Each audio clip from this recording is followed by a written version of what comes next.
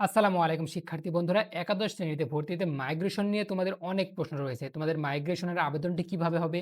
Migration করলে কি, কি হতে পারে? মাইগ্রেশন যদি করার পরে উপরের কলেজ আছে যদি সেক্ষেত্রে ভর্তি হতে তুমি না চাও, সেক্ষেত্রে কি করণীয়? এবং মাইগ্রেশন যদি অন করে দাও, সেক্ষেত্রে তোমার যদি কি নিচের কলেজে আসার সম্ভাবনা আছে কিনা?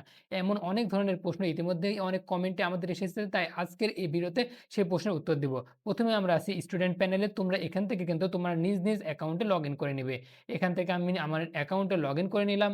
লগইন করার পরে দেখো এখান থেকে যদি আমি নির্বাচন অপশনে যাই, এখান থেকে দেখো আমি কিন্তু একটা কলেজে চান্স পেয়েছি। আর নিচে কিন্তু লিখা আছে যে আপনি যদি পরবর্তী পর্যায়ে অন্য প্রতিষ্ঠানে অটো মাইগ্রেট হন তবে বর্তমান প্রতিষ্ঠানে আর ফিরে যেতে পারবেন না।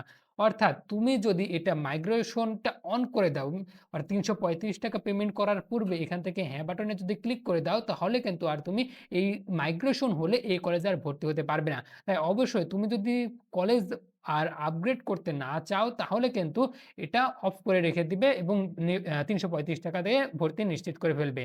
এখন আসি তোমার আবেদনটি কিভাবে হবে? মাইগ্রেশনের যে আবেদন সেটা কিভাবে হবে?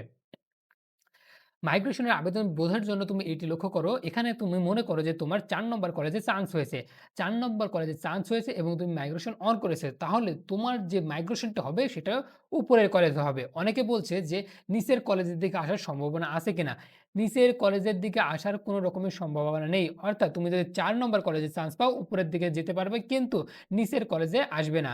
এখন মাইগ্রেশন যে বারবার হবে এমনটি নয়। কারণ সিট কলেজে ফাঁকা থাকে না। যদি কলেজে সিট ফাঁকা থাকে সেই ক্ষেত্রে তোমার মাইগ্রেশন হতে পারে। তবে মাইগ্রেশন না হওয়ার সম্ভাবনাই বেশি থাকে। খুবই কম মাইগ্রেশন হয়। এর জন্য তোমরা ১ম বার যারা চান্স পেয়েছো অবশ্যই ভর্তিটি নিশ্চিত করে ফেলবে। ভর্তি নিশ্চিত ছাড়া তুমি কিন্তু কলেজে ভর্তি হতে পারবে না পরবর্তী সময়ে।